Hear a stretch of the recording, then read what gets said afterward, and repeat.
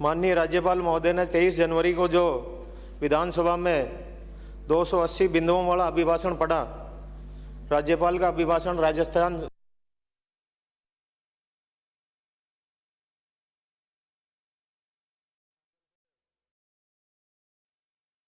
उपलब्धियां सिर्फ बजट और घोषणा व कागजों में ही सिमट कर रहेगी और धरातल पर हम सबको पता है जनता को और आम जनता या कोई मजदूर वर्ग हो, किसी को भी इस घोषणा का कोई लाभ नहीं मिला है। सरकार की जिम्मेदारी होती है कि लोक कल्याण के कार्य जैसे पानी, बिजली, सड़क, चिकित्सा, सुरक्षा, इन बिंदुओं पर काम करते हुए आम जनता की भलाई के लिए काम करे। 4 वर्षों से सरकार ने अपने घरेलू झगड़ों से नहीं उबर पाई है, तो इस वजह से आम लोगों को जो क्षति हुई है और जो बजट में जो घोषणाएं हुई है उनको अधिकारी भी धरातल पर नहीं उतार पाए। हम सबको पता है सरकार ने 4 वर्ष में जो भी घोषणाएं करी हो, चाहे विकास पथ निर्माण की हो, चाहे मिनी विकास पथ हो, चाहे पंचायत समिति स्तर पर नंदीशाला की हो, चाहे प्रत्येक पंचायत हेडक्वार्टर पर पशु चिकित्सा उपकेंद्र खोलने की हो, चाहे मोहल्ला क्लिनिक खोलने की हो, चाहे किसानों का संपूर्ण कर्ज माफी की घोषणा हो, चाहे बेरोजगारों को बेरोजगारी भत्ता देने की बात हो, चाहे गरीब परिवार को खाद्य सुरक्षा में नाम जोड़ने हेतु 4 वर्षों से लंबित है अभी तक मामले। बजरी माफिया जो पूरे प्रदेश स्तर में बहुत बड़ी कानून व्यवस्था में एक चुनौती बने हुए हैं, जो कोई भी घटना घटित होती है तो अपराध करने में भी पीछे नहीं हटते। और राज्य सरकार ने जो नौकरियां देने का वादा किया वो भी आज धरातल पर नहीं उतरा है।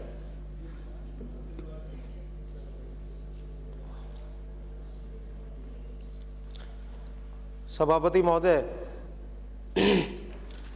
सर्वप्रथम मैं किसानों की बात करते हुए अपनी बात शुरू करना चाहूँगा। जिस प्रकार राज्य सरकार ने समृद्ध किसान, खुशहाल किसान और समृद्ध किसान की बात करी है, लेकिन ये बात पूरी तरह से गलत साबित हुई है। जब किसानों को बिजली नहीं मिलती है, पानी नहीं मिलता है, समय पर डीएपी या यूरिया की सप्लाई नहीं होती है और डीएपी मिलती है तो भी अधिक मूल्य पर उनको बाजार से लेनी पड़ती है। मेरे विधानसभा क्षेत्र नसीराबाद में भी पिछले कई महीनों से बिजली की अघोषित कटौती ने किसानों हो चाहे आमजन हो सबको परेशान कर रखा है।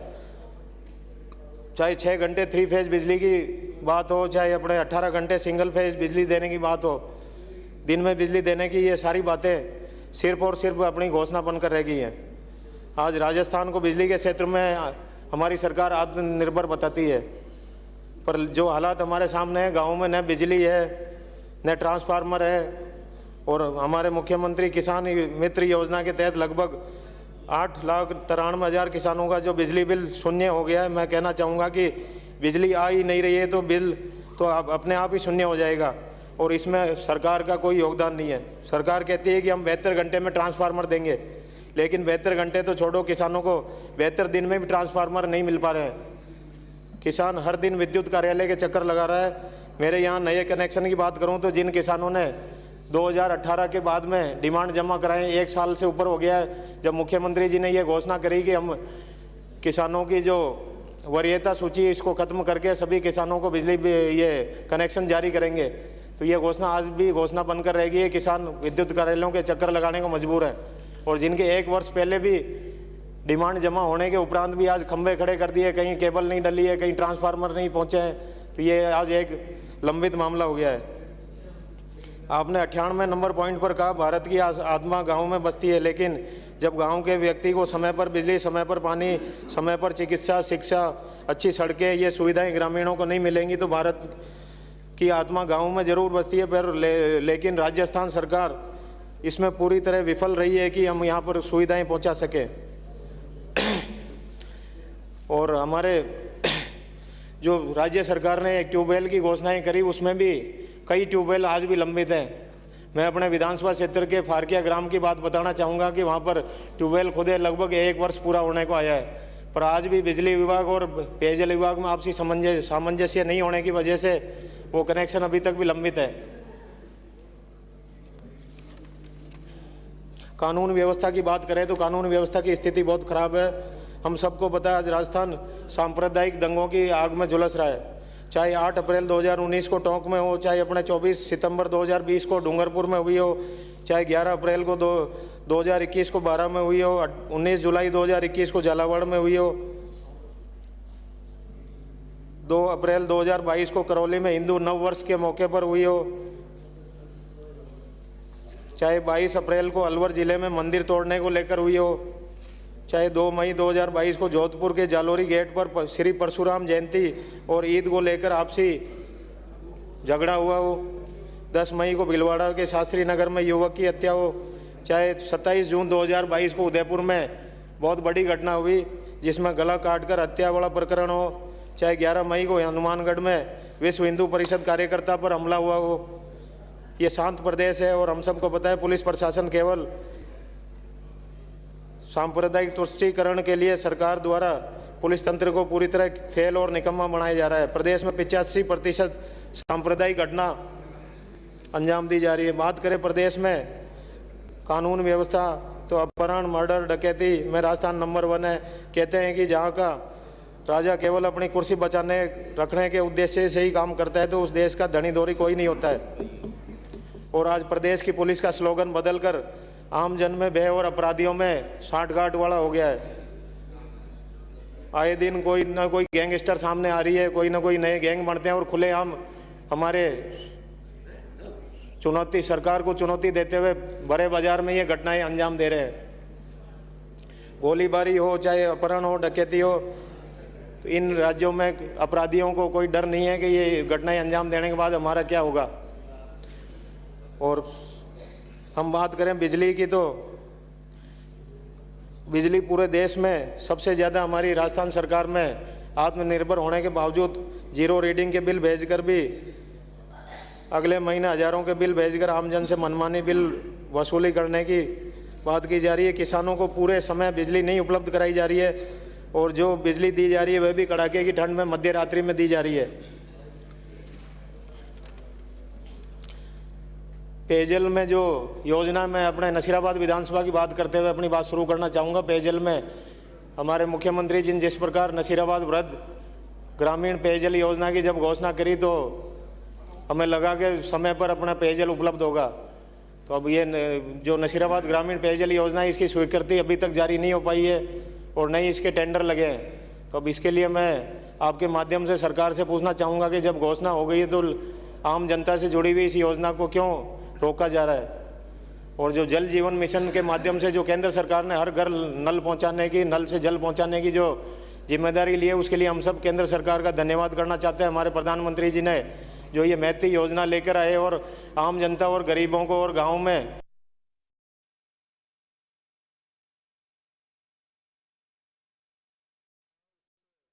हमारे पर मैं अपने पेयजल मंत्री जी को ये कहना चाहूँगा कि जो ये नसीराबाद ग्रामीण पेयजल योजना है इसको रोका जा रहा है तो इसको जल्द से जल्द शुरू करवाएं, क्योंकि इसमें अनेक पंचायतें हैं जिनमें समय पर पेयजल सप्लाई नहीं हो पा रही है, लोगों को पीने का पानी उपलब्ध नहीं हो पा रहा है। और इस योजना के नहीं पहुंचने से लोगों के आम जरूरत की जो ये पेयजल योजना है इसमें पानी नहीं पहुँच पा रहा है। इससे जुड़े हुए गाँव चाहे रामसर हो, चाहे श्रीनगर हो, चाहे पुष्कर विधानसभा के भी गांव इस योजना के माध्यम से जुड़ेंगे तो इस योजना को जल्द से जल्द शुरू करवाई जाए। क्योंकि अब पेयजल विभाग में हम जब बात करते हैं तो ये कहते हैं कि जब तक आपका रिजर्वेशन ऑफ वाटर ये नहीं बढ़ेगा अपने सिंचाई विभाग से, जब तक आपको पेयजल के लिए इस योजना का अप्रूवल हम नहीं कर सकते और नहीं ये अप्रूव्ड होगी। तो अब इस योजना की बजाय हमारे जल जीवन मिशन के माध्यम से हर गाँव में छोटी छोटी योजनाएँ बनाई जाए। अगर ये नहीं हो पाए शुरू तो कम से कम लोगों को पानी उपलब्ध हो पाए। जड़वासा जो हमारे ग्राम पंचायत हेडक्वार्टर है वो अभी तक भी पेयजल के किसी सोर्स से नहीं जोड़ पाया है, किसी न किसी कारण से वहाँ पर पेयजल बीसलपुर योजना से अभी नहीं जुड़ा है। तो आपके माध्यम से मैं ये कहना चाहूँगा कि जल्द से जल्द जड़वासा की पेयजल योजना को भी मंजूरी दी जाए। राजस्थान पेयजल की दृष्टि से बहुत पीछे है तो हम सबका ये मानना है कि जल जीवन मिशन के इस योजना को जल्द से जल्द पूरी की जाए। सिंचाई एक महत्वपूर्ण विषय है और हमारे किसानों की समृद्धि जब भी आएगी जब हम किसानों के लिए सिंचाई के सोर्सेज को डेवलप करेंगे। तो सिंचाई के लिए हमारी केंद्र सरकार की जो योजनाएं हैं उनको हम समय पर पूरा करें, और जो हमारे किसानों को कुओं के माध्यम से भी सिंचाई के लिए कनेक्शन जारी समय पर किए जाएं। और आज हम सबको पता है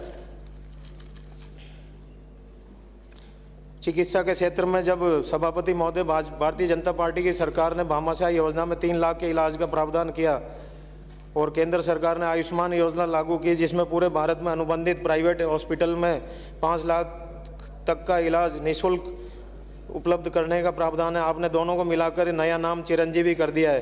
भामाशाह योजना में महिलाओं की शादी डिलीवरी हो, चाहे सिजेरियन हो, चाहे बच्चादानी का ऑपरेशन हो, चाहे भामाशाह योजना में शामिल था। आपने चिरंजीवी योजना में इसको शामिल नहीं करके महिलाओं के साथ कुठाराघात किया है। हम सब ये मांग रखते हैं कि महिलाओं की इन बीमारियों को भी चिरंजीवी योजना में शामिल करें। आयुष्मान योजना में पूरे भारत में अनुबंधित हॉस्पिटलों में इलाज निःशुल्क था, लेकिन राजस्थान सरकार ने इसे चिरंजीवी में शामिल कर राजस्थान तक सीमित कर दिया है। राजस्थानियों को पूरे भारत में 5 लाख तक के निःशुल्क इलाज से वंचित करके अब आपकी सरकार ने कुठाराघात किया है।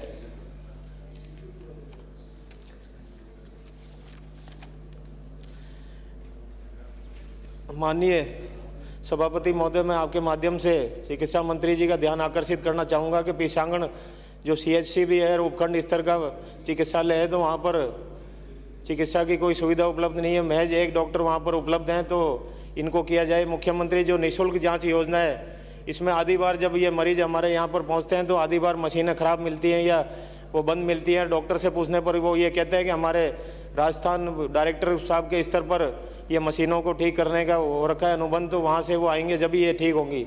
इस योजना की धरातल पर सुचारू रूप से चले, इसकी व्यवस्था आपके माध्यम से मैं सरकार से निवेदन करना चाहूँगा।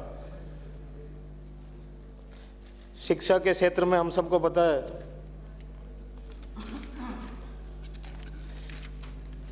माननीय सभापति महोदय, पैरा नंबर 187 में आपने कहा 1043 उच्च प्राथमिक विद्यालयों को उच्च माध्यमिक विद्यालयों में तथा 3834 माध्यमिक विद्यालयों को उच्च माध्यमिक विद्यालयों में क्रमोन्नत किए गए हैं। 548 राजकीय प्राथमिक विद्यालयों को उच्च प्राथमिक विद्यालयों में तथा 143 नवीन राजकीय प्राथमिक विद्यालय खोले गए हैं।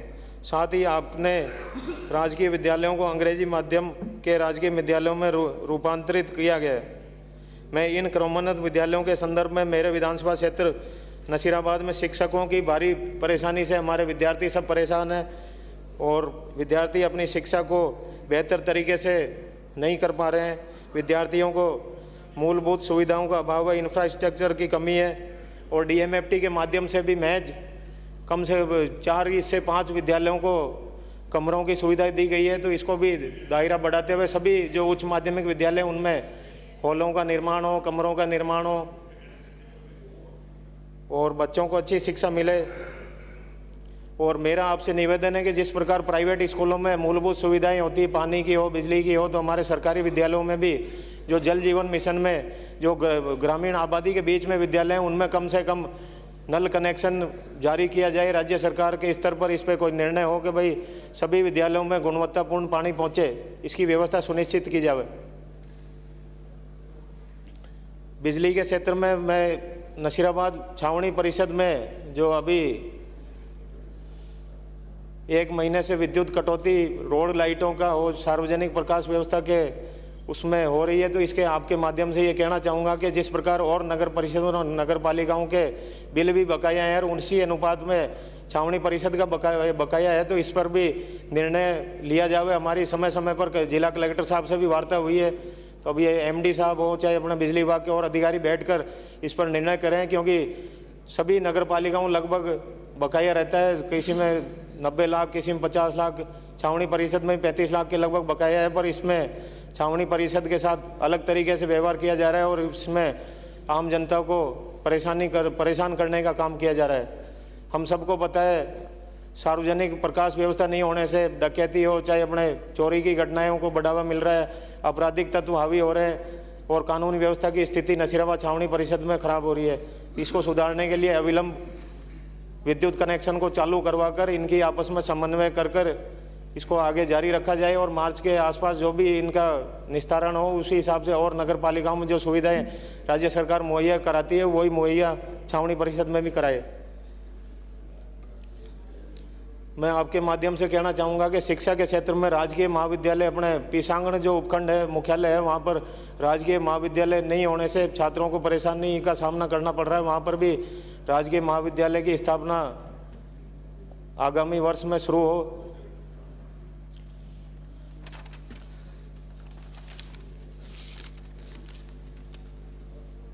पैरा नंबर 177 में राज्य सरकार ने अभिभाषण में सड़कों का जिक्र किया है। मैं आपको बताना चाहूँगा मेरे विधानसभा नसीराबाद में 2020 दिसंबर में करीब पूरे 1 वर्ष के लिए आंदोलन हुए और जो मुख्यमंत्री जी ने बजट घोषणा में 10 करोड़ की सड़कें पास करी उनमें आज तक भी वो टेंडर की प्रक्रिया में है और टेंडर पूर्ण हो चुके हैं लगभग, पर अभी तक भी काम शुरू नहीं हुआ है।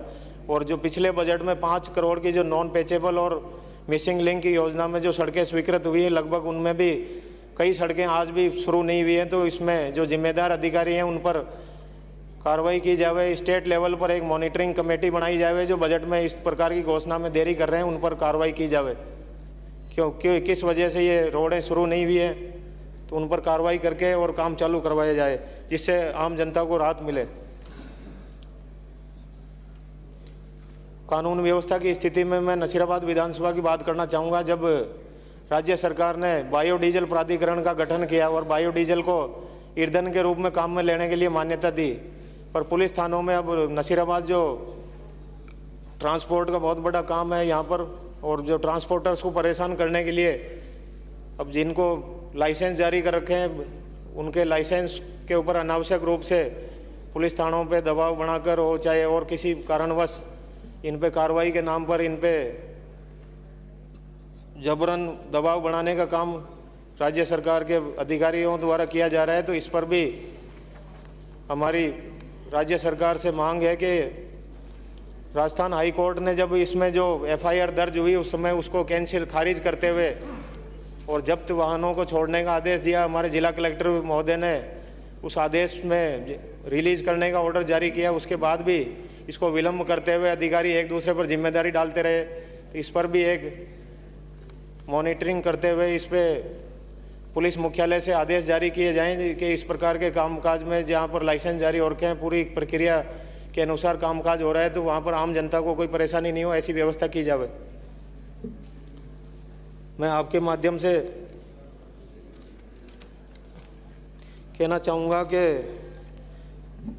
रबी 2022 में चना के समर्थन मूल्य पर खरीद किया और आपके माध्यम से सरकार को आग्रह करना चाहूँगा कि राजस्थान में चना से ज़्यादा बाजरा, रायड़ा, गेहूं का उत्पादन तो होता है। सरकार ने ये जींस वालों की नई खरीदी करके चना भी अंतिम समय में खरीद किया। वह सभी किसानों ने अपनी जींस बाज़ार में बेचकर इतिश्री करी। किसानों को बाजरा 2350 की जगह 1500-1600 में बाज़ार में बेचना पड़ा। आज सरकार की उदासीनता के कारण किसानों को बाज़ार में कम कीमत में बेचना, ब्याज मिलने वाले अल्पकालिक ऋण में भारी कटौती की है। 4 वर्ष पूर्व प्रत्येक किसान की सोसाइटी के माध्यम से कोऑपरेटिव जो सोसाइटी के माध्यम से अल्पकालिक ऋण जो 1 लाख से 1.5 लाख तक ऋण बिना ब्याज मुक्त दिया जाता था वो 4 वर्षों में आज 15 से 20 हज़ार 25 हज़ार तक सीमित हो गया है।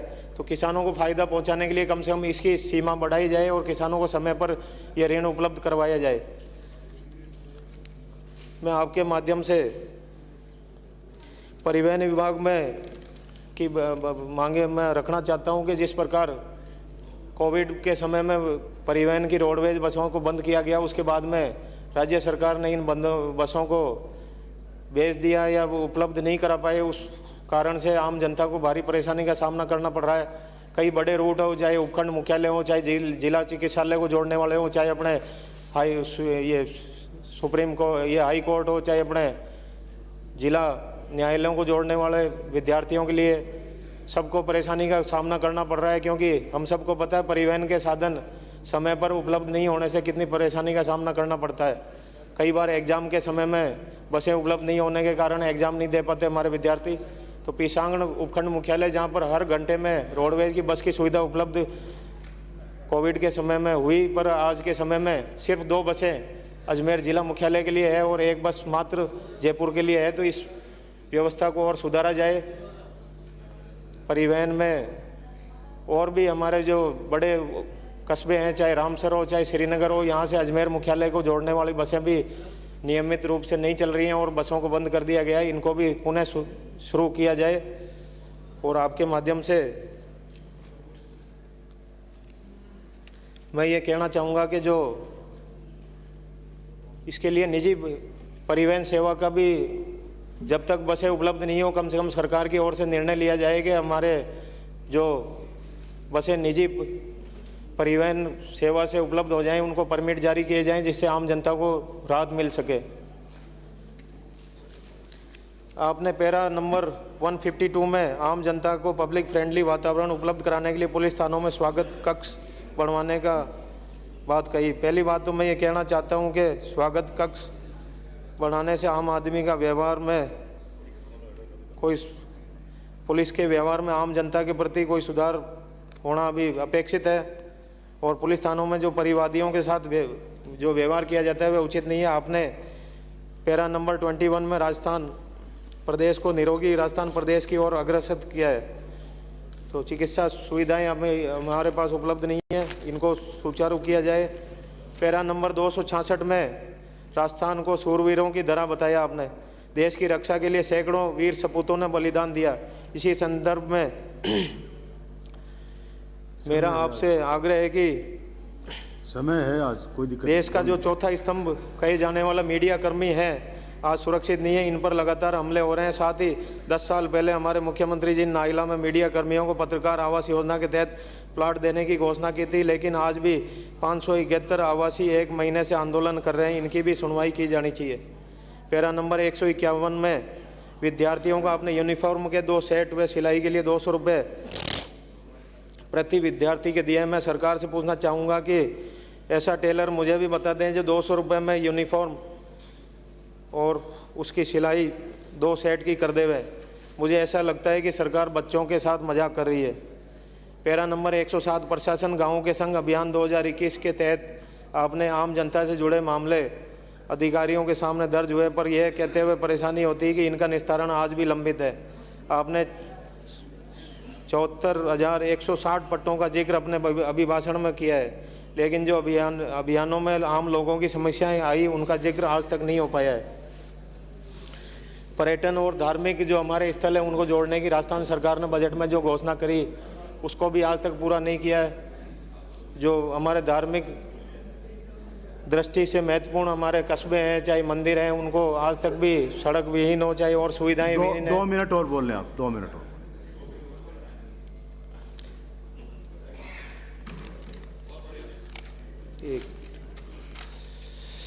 और